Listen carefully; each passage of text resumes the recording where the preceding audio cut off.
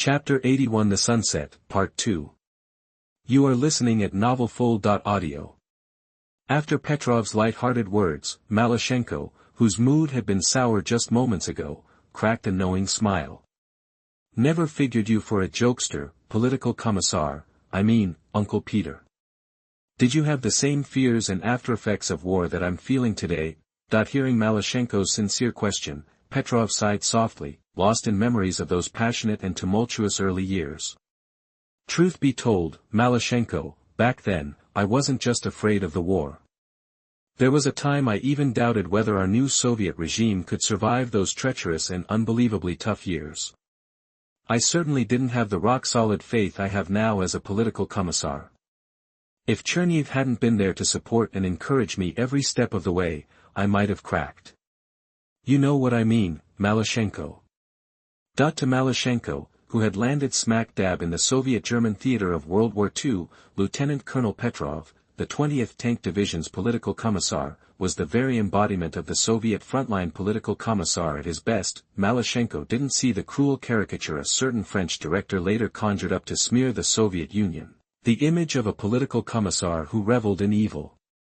Instead, he saw Commissar Petrov's unwavering dedication to political education and morale, his balanced approach, and his keen awareness of his own limitations in military command. Because of this, he formed a strong partnership with Division Commander Cherniev. The experienced military mind Malyshenko, the time traveler, had already noticed these positive qualities. If he'd initially been intimidated and fearful of Commissar Petrov, now he held him in genuine respect. That's why, when Malyshenko, who had always admired political commissar Petrov, heard him describe his early struggles, he was surprised, and he responded with difficulty, trying to sound confident. Uncle Peter, you're saying you were a mess when you were young? I can't believe it. I've always thought of you as one of the Red Army soldiers with the strongest convictions. Commissar Petrov smiled calmly at Malyshenko's awestruck words, making no attempt to hide his past. Have you read How the Steel Was Tempered, Malyshenko? Hearing Petrov's question, Malyshenko knew that book inside and out from when he was Lin Jie. Nodding slowly, Malyshenko answered with conviction, of course, Uncle Peter. I've not only read it, but I still remember its core message and famous quotes. Comrade Ostrovsky's legacy is an endless wellspring for our generation of young people. Unsurprised, Commissar Petrov, knowing the book's profound influence on Soviet youth, continued, like the spirit Comrade Ostrovsky describes, we're all scared when we first leave training camp for the battlefield. That's human nature. But just as steel has to be tempered again and again before it can become armor to protect a tank, the same is true for each of our soldiers. Only those who become unbreakable through hardship can rise above and become true Red Army soldiers of faith. Though many comrades will fall on this thorny, bloody road, those who survive will inherit their legacy and continue the fight. That's the eternal truth. Cherniev and I survived the toughest years of our newborn Soviet Union. And those of us who made it through, we each grew a great deal. Political Commissar Petrov paused, seeming to recall something unpleasant, but he pressed on. Though later events caused Cherniev to suffer from intermittent hysteria and mental disorder, that doesn't change the fact that he's a seasoned Red Army commander with deep convictions. With the care and treatment he's been receiving, unless he's under extreme stress or drunk, he's still an outstanding and qualified mentor. He turned his gaze back to Malyshenko, and there was a magic in his eyes that made him feel powerful.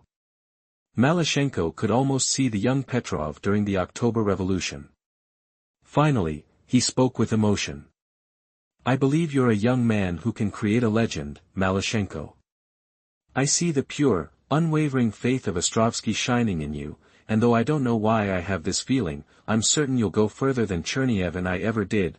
Looking into Commissar Petrov's pure and steady eyes, in the materialistic, indifferent society of later generations, Malyshenko could barely recall the last time he'd seen such a look.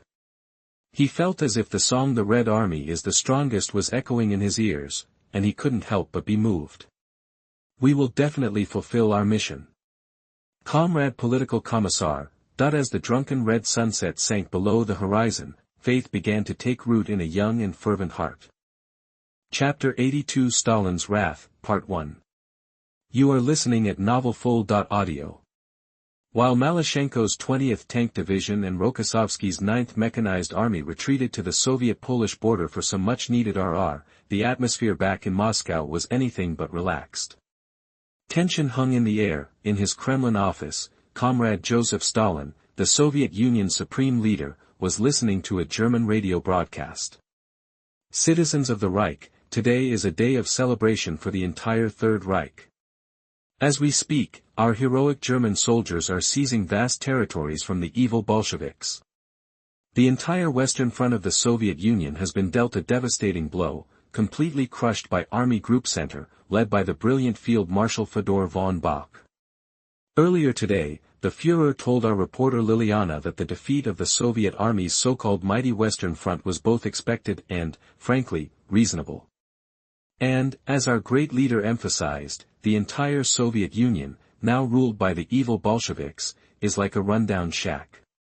We only need to kick the door, and the whole thing will collapse. This is your host, Reinhardt, urging you to work with me toward victory, static crackling star. Enough. No more translation. That the sound of office supplies crashing to the floor accompanied Stalin's furious roar. Even with the translation, the secretary was instantly paralyzed with fear. Since Barbarossa, anyone caught listening to German radio was considered a traitor and subject to arrest by the NKVD, but Stalin, the supreme leader and de facto dictator, had absolute power. He could ignore any rules and listen to whatever he pleased. With Soviet troops in retreat and the command structure in chaos, Stalin was having trouble keeping up with the latest developments on the front lines. Listening to enemy radio broadcasts was the only way he could get any kind of update. Even then, the one-sided news from German radio couldn't be fully trusted by a man as naturally suspicious as Stalin. He sat back down at his desk, calmed his initial anger, and started to consider his options. Deciding to verify the reports, Stalin immediately grabbed the phone. "Get me the General Staff headquarters." A few seconds later, Stalin heard a familiar voice. Chief of the General Staff Zhukov reporting. "Good health to you, Comrade Stalin." The man on the other end was none other than General Zhukov, the Red Army god of war and current chief of the General Staff. Normally, Stalin, who admired Zhukov and had a good personal relationship with him, would exchange pleasantries before getting down to business, but today, feeling angry and worried by the German radio broadcast, Stalin cut right to the chase. "Zhukov, I need accurate information. I heard on German radio that our Western Front has been surrounded and destroyed by the German Army Group Center, the entire army wiped out. I know the Germans like to exaggerate, but as Chief of the General Staff, you need to give me an immediate and verifiable answer." Zhukov, a man never one to be timid or less than forthright with Stalin, paused before replying calmly. "Comrade Stalin, the latest I've confirmed from Commander Pavlov of the Western Front is that they lost Minsk and were forced out by the German army. Comrade Pavlov has assured me he's deploying troops to counterattack and retake the city. That's the latest news I've received from the Western Front, but Comrade Pavlov hasn't yet filed his daily battle report." Knowing Zhukov was always direct and honest, Stalin spoke into the microphone again without hesitation. "Call Pavlov right now, Zhukov. I need to know what's happening with the Western Front I put in his command. I want to confirm if what the Germans are saying is true. Get me a complete and verified answer ASAP, that's all." After Stalin's angry sign-off, Zhukov hung up. Not daring to ignore the Supreme Leader's orders, he immediately sent a telegram to the Soviet Western Front headquarters. "Following orders from Supreme Leader Comrade Stalin, I'm inquiring whether German radio reports of the Western Front being surrounded and destroyed by German Army Group Center are accurate. Commander Pavlov, please respond ASAP. Chief of the General Staff of the Red Army, Zhukov." Zhukov, pacing the telegraph room like a caged tiger, didn't have to wait long. After seeing Stalin's name on the telegram, Pavlov responded immediately. "To Comrade Zhukov, Chief of the General Staff. Our Western Front has suffered repeated setbacks and heavy losses under the German air-ground blitz. The main forces have been scattered, surrounded, and defeated after being attacked by superior forces. Many units have lost contact with front headquarters. I'm sending out cavalry and communication teams to try to reconnect, but so far, there's been no progress. Commander of the Western Front, Pavlov. Holding the ink-stained telegram, Zhukov was shocked. A terrible thought crossed his mind. He sent Pavlov another short telegram. Chapter 83 Stalin's Wrath, Part 2. You are listening at novelfull.audio. Zhukov sent a terse telegram to Pavlov, commander of the Western Front, urgently demanding confirmation. Is the German radio broadcast about the Western Front situation accurate?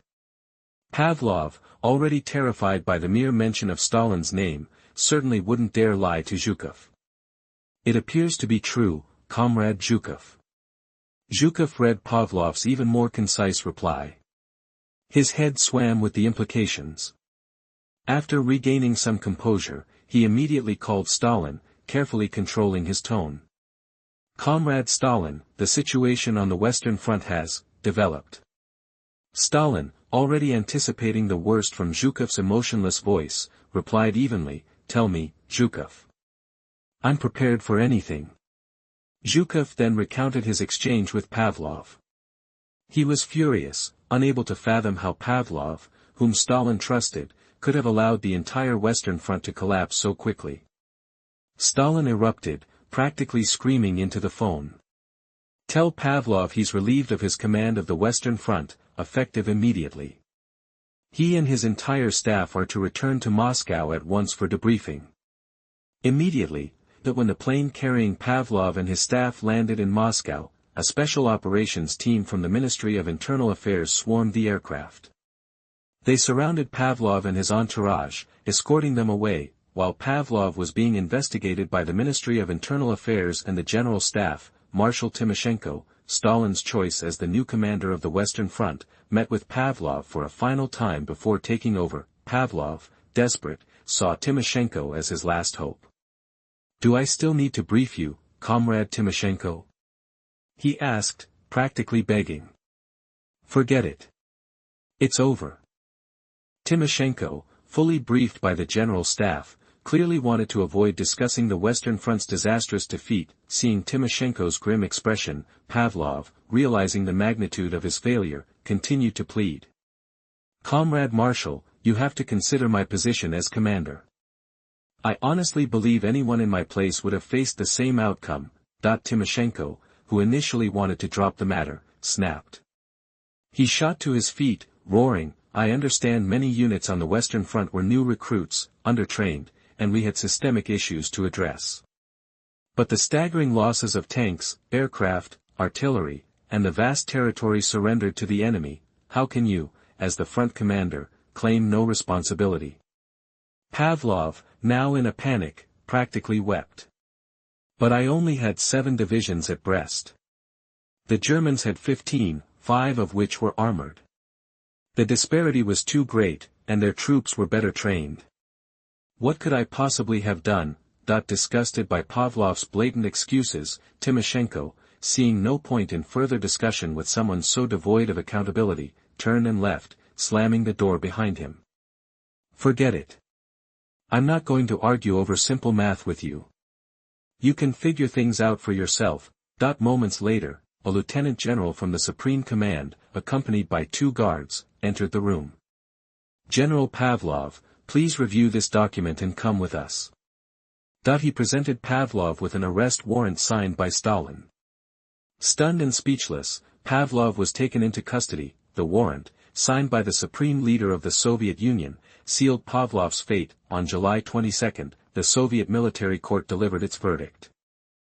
The accused, Western Front Commander Pavlov, Front Chief of Staff Klimovsky, Front Communications Director Grigoriev, and 4th Army Commander Kolobakov, are participants in an anti-Soviet conspiracy, traitors to our great motherland.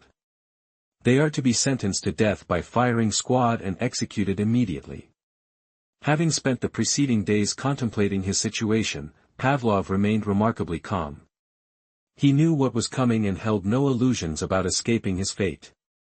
He only requested that he and the others be sent to the front lines in any capacity, to redeem themselves through service and shed their blood for the motherland. when Pavlov's request reached Stalin, along with the trial transcript, the Iron Man made a surprising decision.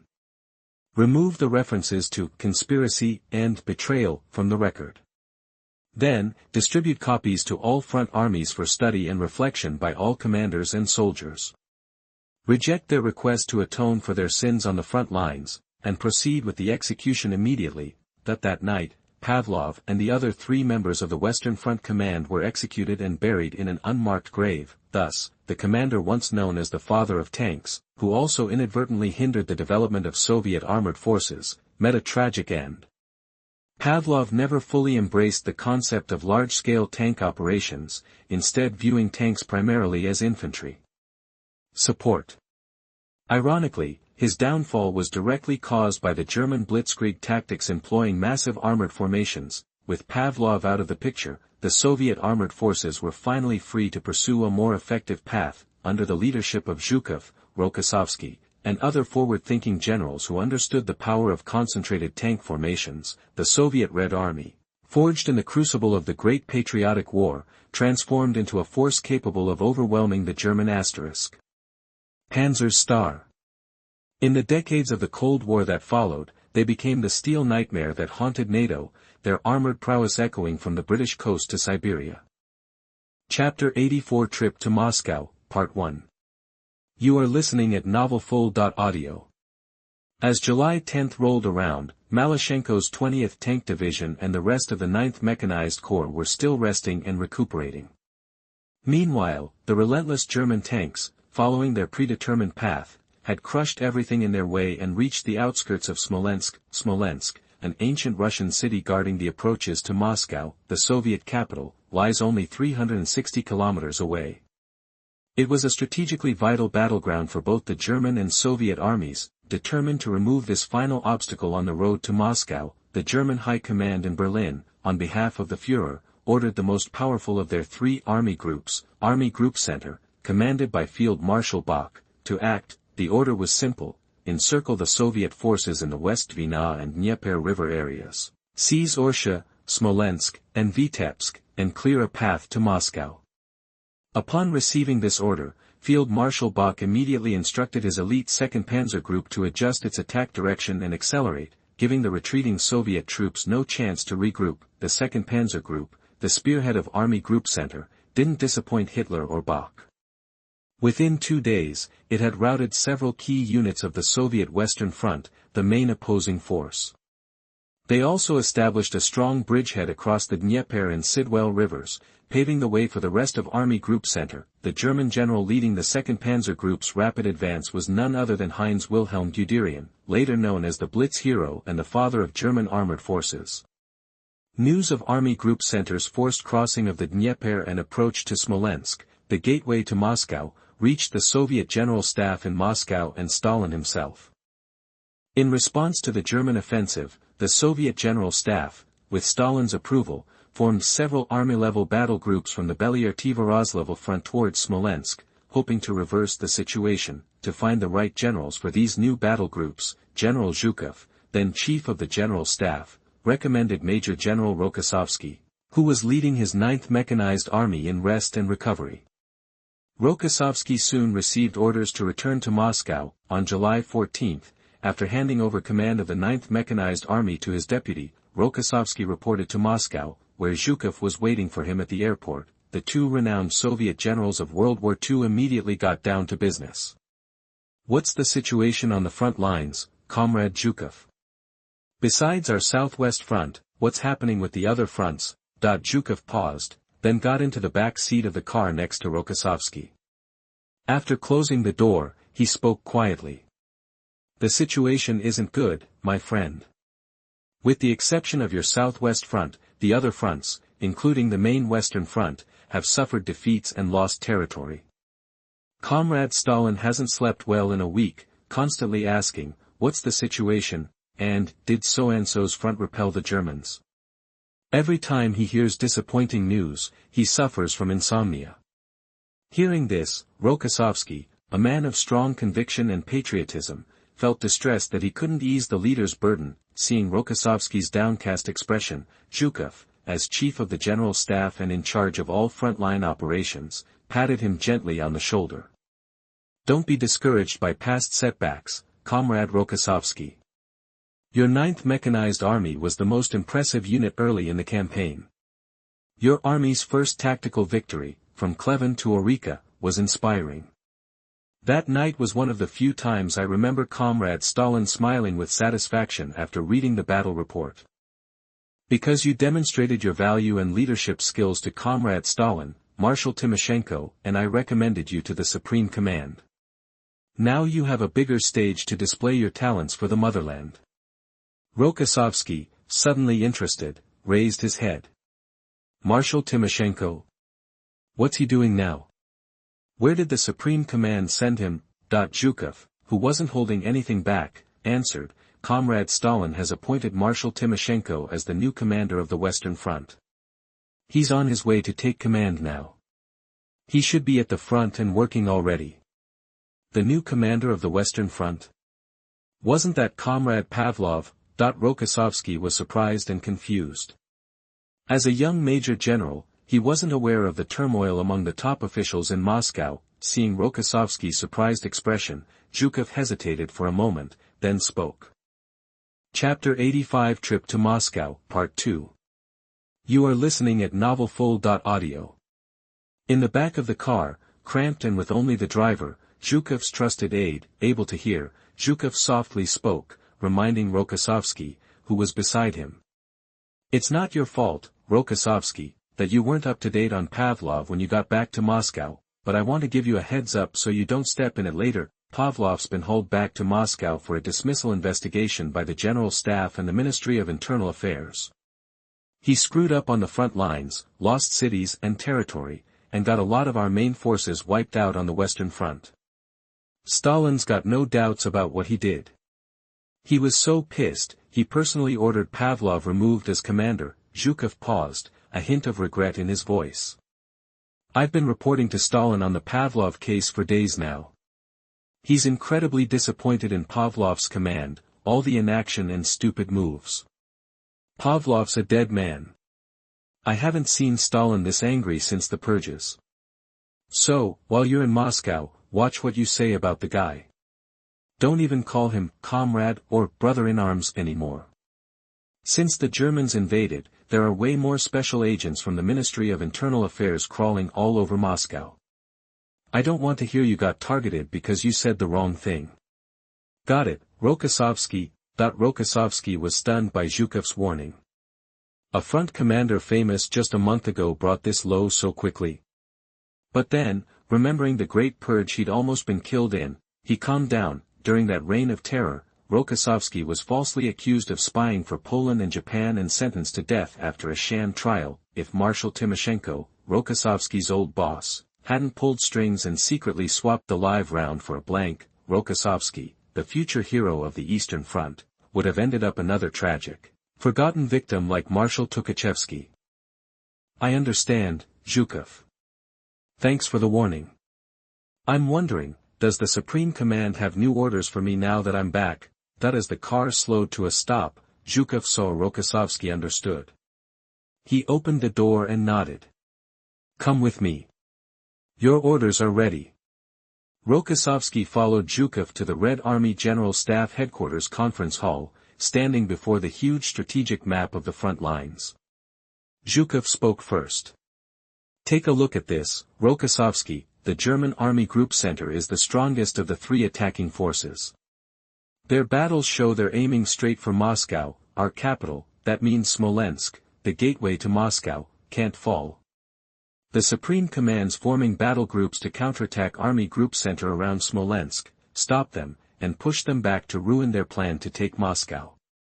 Zhukov turned to Rokossovsky, his voice firm and encouraging. "That's why we brought you back, old friend. You'll command one of these new battle groups, designated the 16th Army Group. You'll report directly to Marshal Timoshenko, commander of the Western Front.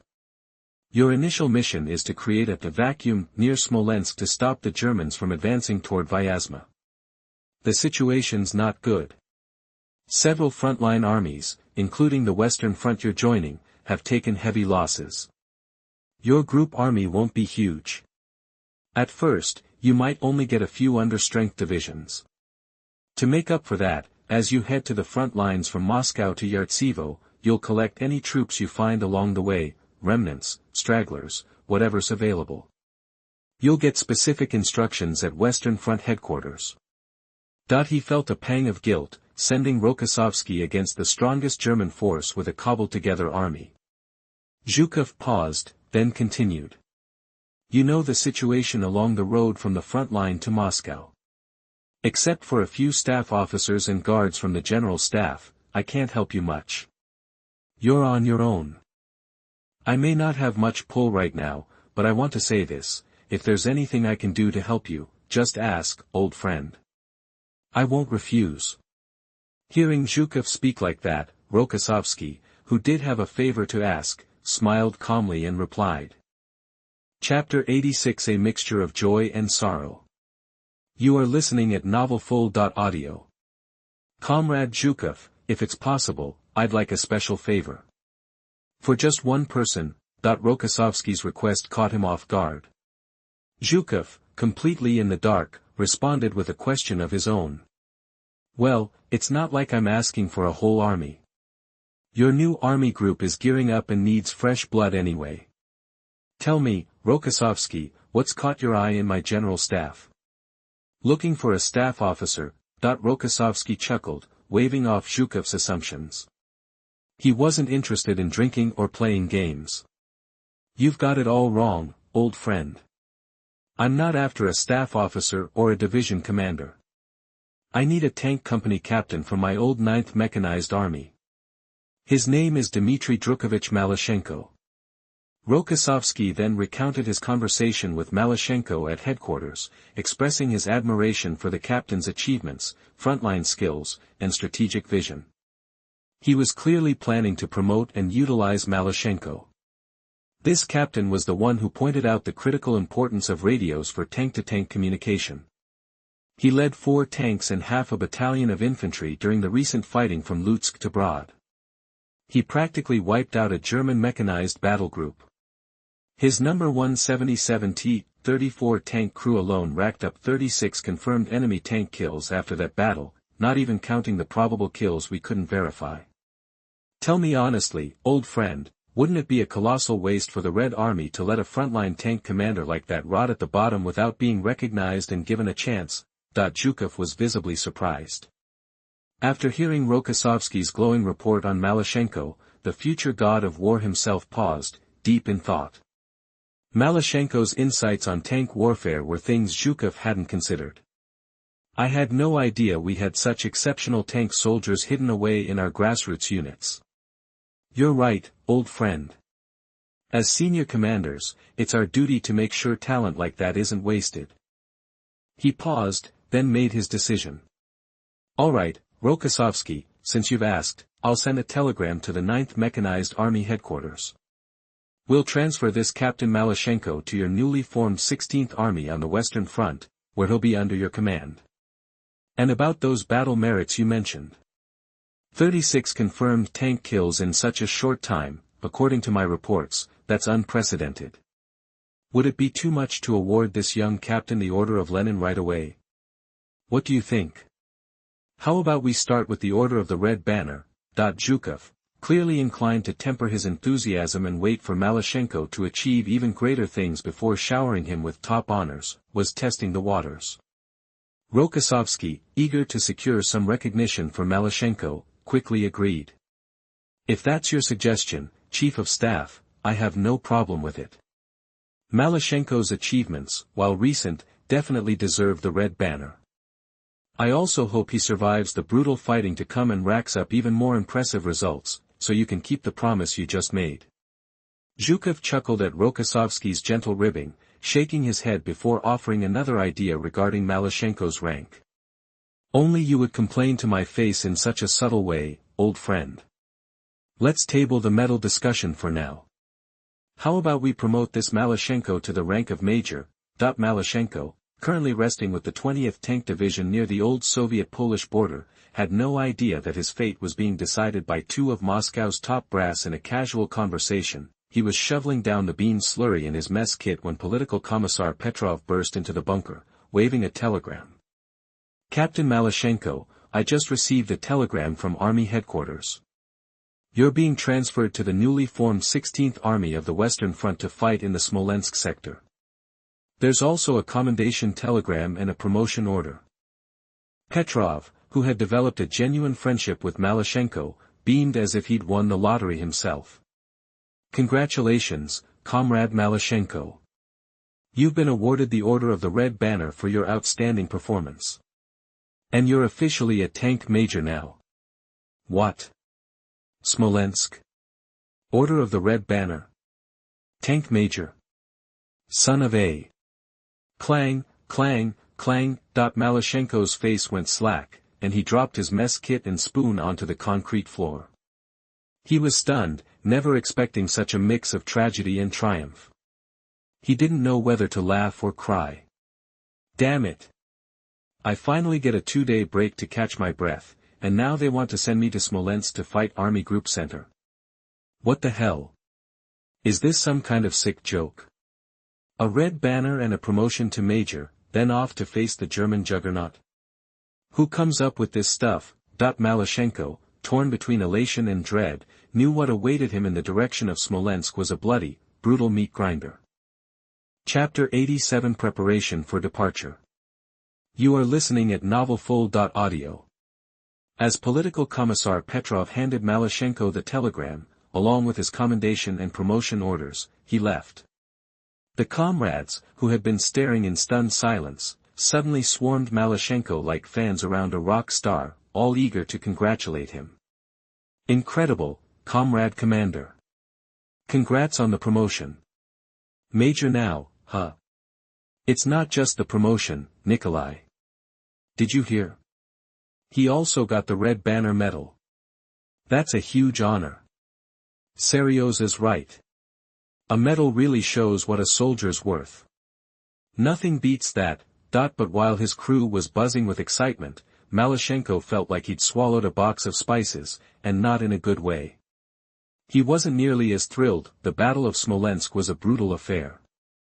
The Soviets had launched a counterattack against the German Army Group Center, but it ended in yet another devastating defeat, lasting from July 10 to September 10. The 2-month-long battle cost the invading Germans 140,000 casualties and a ton of equipment, but the Soviet army, trying to grab the initiative, paid an even steeper price, 480,000 casualties, over 1,300 tanks, and more than 900 aircraft. They also lost tens of thousands of artillery pieces and anti-tank guns. The thought of those shocking figures pulling him in made Malyshenko, fresh out of the bloodbath at Lutsk and the Battle of Brod, deeply uneasy. Just crawled out of a meat grinder, and now they're sending me to another one. Can a guy catch a break? Damn. Is touching a hero like Lavrenenko's medal going to get me killed? Orders were orders, and a soldier's duty was to follow them. Malyshenko wouldn't desert. Fine, if I have to fight, I'll fight to the end. Worst case, I die. Maybe then I'll wake up back home and get to live a normal life. I'm tired of scraping by, one firefight at a time. With this grim acceptance, Malyshenko started packing, planning to catch a train that night and head towards Smolensk as ordered. Seryosha, Nikolai, and Kirill, his comrades in arms, surrounded him in silence. Sitting on the edge of the bed, water bottle in hand, he looked at them, puzzled. Finally, he broke the silence. "What are you three doing?" "I'm leaving, and they'll assign you a new commander. There will be plenty of fights ahead. What's the point of standing here like school kids around a teacher? Instead of loitering, you should be resting up for the next battle. No need for a big goodbye. Go back to your bunks and get some sleep." But they didn't budge. After hearing about Malyshenko's transfer, they'd made a decision. "Comrade Commander. We're your crew. We came here with you. If something happens to you, and we get a new commander, we'll follow orders, sure. But we've been through too much together to just split up now." Seryosha and Nikolai, standing next to Kirill, pumped their fists in agreement. "Kirill's right. Comrade Commander. We trust you more than anyone. You led us through hell and back, kicked the Germans' butts and turned death into victory. Exactly, Comrade Commander. Wherever you go, you're fighting for our country. Take us with you to the Western Front. Give us a tank, and we'll be ready to fight for our motherland. Malyshenko was stunned. He never imagined they would ask to go with him to an even more dangerous front. After processing their words, he sighed. The Battle of Smolensk was a meat grinder, and he couldn't sugarcoat it. I get it, Kirill, Seriosha, Nikolai, but what you don't know is that the upcoming Battle of Smolensk will be even worse than Lutsk. It was just a prelude to the main event. Army Group Center is headed toward Smolensk, the most powerful of all the German forces. The other armies each have one armored group, but Army Group Center has two. Not only is it bigger, it's better. Equipment, training, everything. Fighting them head-on is a nightmare. Knowing all this, do you still want to go to Smolensk with me? Chapter 88 Farewell. You are listening at novelfull.audio. They figured Kirill and the others would bail after hearing firsthand about the meat grinder that Smolensk had become. Malyshenko, already considering the three guys backing him up as close friends, didn't want them walking into that hellhole, but Malyshenko underestimated the power of genuine camaraderie, especially when lives were on the line. Tough times forge strong bonds. No matter how rough it gets, we'll get through it together, Comrade Commander. With you leading us, those Germans don't stand a chance. Exactly. Like Nikolai said, as long as we're a crew, the Germans can't crack us. Sir, we've already talked it over. We're not giving up until you say yes. Just take us with you to the Smolensk front. Back in a distant future, long forgotten, Lin Jie was just your average, run-of-the-mill office worker who'd returned from studying in Moscow. In that materialistic rat race, he'd seen too many backstabbings and betrayals after graduating college with idealism, from initial shock and anger to eventual numbness. Late at night, when the day's chaos finally quieted down, Lin Jie would reflexively reach for his phone, scrolling through his contacts. He'd repeatedly find those old numbers, long disconnected, but he couldn't bring himself to delete them. As an idealist, Lin Jie always hoped for the best in people and situations. But reality had a way of slapping him in the face with harsh truths. Indifferent and weary, Lin Jie felt like the only fool left who still believed in the good in people. His naive ideals, nurtured in college, were shattered by the cold, hard world. To protect himself from getting hurt, he had to put on a mask, just like everyone else. Had things continued as they were, Lin Jie would likely have worn that mask for the rest of his life, but when he woke up as Malyshenko, a forgotten figure from a bygone era, he felt, for the first time, the raw, unmasked sincerity in people's hearts. Comrades united under a shared banner and ideal felt like a single, unblemished will, free of hypocrisy. Those buried fragments of idealism within Lin Jie began to stir and take root. Seeing his ideals come to life in this extraordinary time filled him with a surge of emotions. Malyshenko could finally say with conviction that these comrades weren't just giving lip service. The fire ignited in Malyshenko's heart, and he rose from his bed, fueled by renewed hope. He raised his right arm, filled with faith and the strength of steel. I swear, comrades. We, united under the red flag, will not fall easily to the enemy.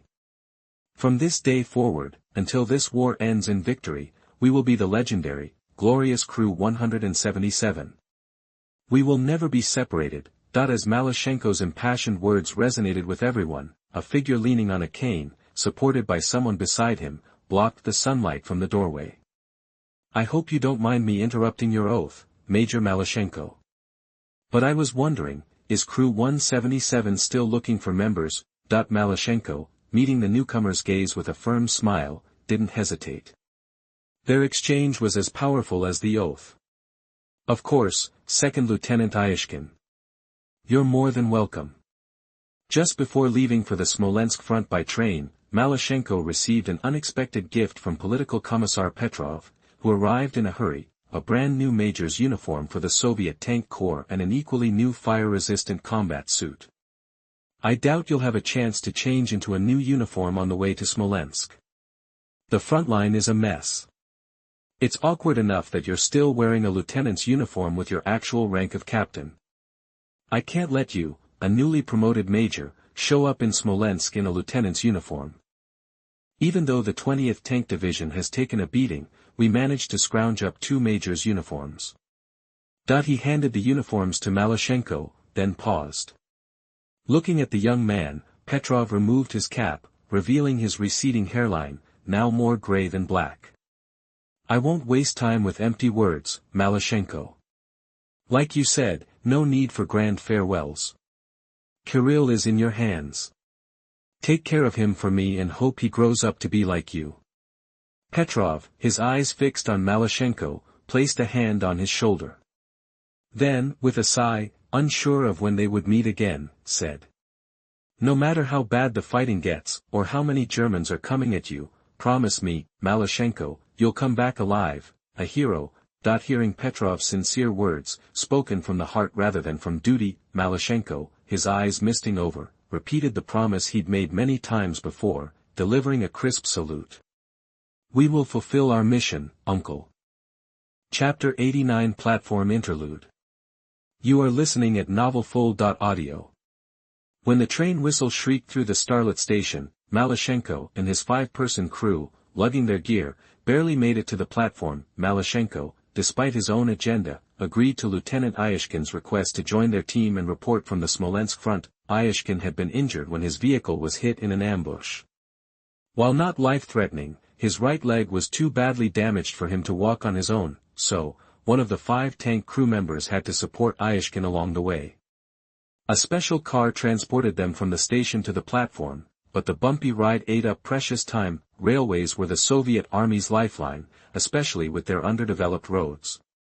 The train stations in the western defense zones had been prime targets for the Luftwaffe since Operation Barbarossa began, suffering crippling attacks even after the Soviets mobilized engineering troops, militia, and civilians for emergency repairs. The station platform was still a mess when Malyshenko and his men arrived. The tracks showed the scorch marks of recent air raids, hastily repaired. Craters on the brick platform were filled with dirt and gravel. Even the shelter where Malyshenko stood bore the scars of German machine gun fire. Bombs and bullets take minutes, but the wounds of war take years to heal. I wish it would all end, he thought, turning from the chaotic scene and the traumatized civilians. Malyshenko was about to call his lagging comrades to board when a figure flanked by 2 armed guards approached him, interrupting his thoughts. Comrade, I know everyone here, but I don't recognize you. May I see your ID? Malyshenko turned to face a young Soviet infantry lieutenant, knowing that security was understandably tight at stations since the war started. Malyshenko, already in his Tank Corps Major's uniform, simply handed over the new ID Petrov had given him. The lieutenant scanned the document under the platform lights. Realizing he was addressing a newly promoted tank major, he stammered an apology. Sorry to bother you, Comrade Major, but I hope you understand. The Germans are devils. Their spies sneak in disguised, planting explosives on platforms and trains. We have to be extra vigilant with strangers. Malyshenko took back his ID and didn't dwell on the incident. Curious about the situation at the station, he offered the lieutenant a cigarette from his pack of officers' smokes. This is my first time at a train station since the war, Lieutenant. How's it been lately? The damage looks pretty bad. The lieutenant, after momentarily hesitating, accepted the rare cigarette.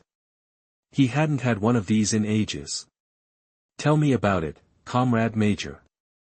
The Germans had planes bombing us almost every day. We were fixing the place at night, getting bombed during the day. Even the trains carrying the wounded and supplies could only run at dusk or night. It's a real headache. I don't know what gave those Nazi invaders the nerve to invade our Soviet Union.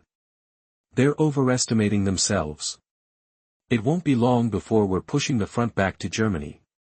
You can bet on it. Malyshenko, knowing the future, knew that the lieutenant's confidence would be validated, but soon would take years. Although open flames were technically forbidden in the vital transportation hub, both Malyshenko, a mid-level officer, and the lieutenant, a station security official, conveniently ignored the rule. Who knew if they'd be alive to smoke another one? The soldiers fighting and dying on the front deserved a few privileges. Malyshenko was about to say his goodbyes and board the train after their brief chat when another figure rushed toward him, calling his name. Chapter 90 Letter from Moscow, Part 1. You are listening at novelfull.audio. The train platform was bustling under the moonlight and platform lights. A Soviet soldier, sporting a boat-shaped hat and a large messenger bag, sprinted through the crowd, waving and shouting, "Major Malyshenko! Major Malyshenko! Wait, please. I have something important for you." Malyshenko, who'd been chatting with a young lieutenant, was about to leave when he heard his name. He stopped and turned toward the voice. The soldier, finally managing to push through the crowd, reached the platform just as Malyshenko was about to board. He was panting, having rushed over on a motorcycle with a sidecar. "Major Malyshenko, I'm glad I caught you. A letter arrived for you from Moscow. The situation on the roads delayed it a couple of days. Here it is." Malyshenko took the dark yellow envelope, its design a clear sign of the era. He straightened it, and his eyes widened at the return address. Natalia? What's she doing here?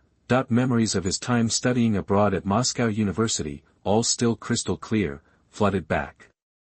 Seeing the neat Russian handwriting, elegant and refined, instantly brought a familiar and beautiful face to mind. Well, I guess you could call this a letter from home.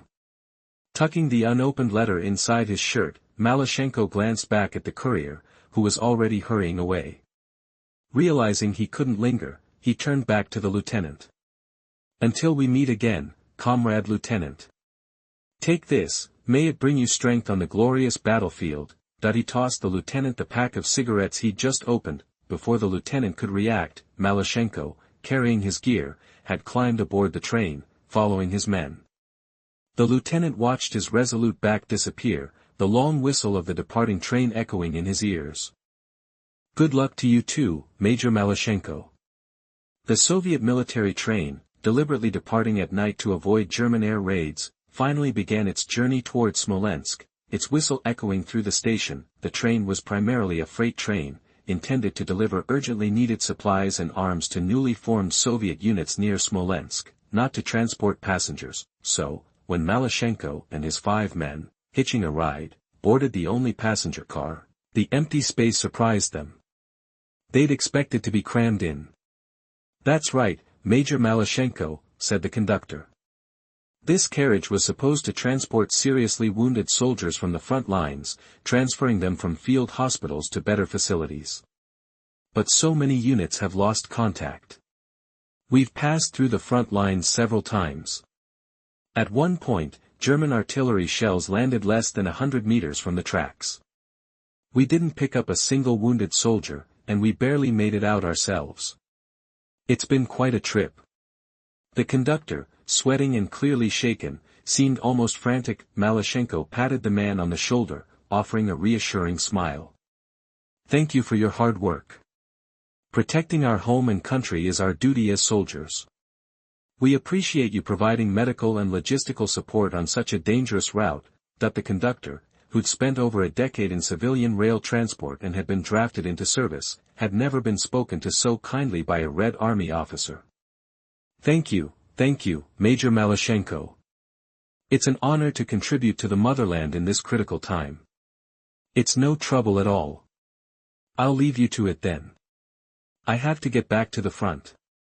After seeing off the conductor, who seemed ancient, Malyshenko watched his men, including the injured Ayashkin, settle into their seats in the spacious carriage. Finally, he had a moment to himself. He removed his new, wide-brimmed tank officer's cap and placed it on the table. After taking a seat, he pulled the letter from his jacket, the envelope still warm. "All right, Malyshenko, let's see what your childhood sweetheart has to say." As he opened the envelope, he murmured to himself, unfolding the neatly written pages. "When I heard from our neighbor, Aunt Liana, that the German invaders had launched their war, my first thought was for you, my dear Malyshenko. I pray silently to God, asking him to protect you and bring you home safely from the enemy's guns. My mother told me, when I was very young, that praying to God could bring peace to my love far away. Even though I've never seen a church or attended any services since my current parents adopted me, I still believe God lives in all of us, don't you?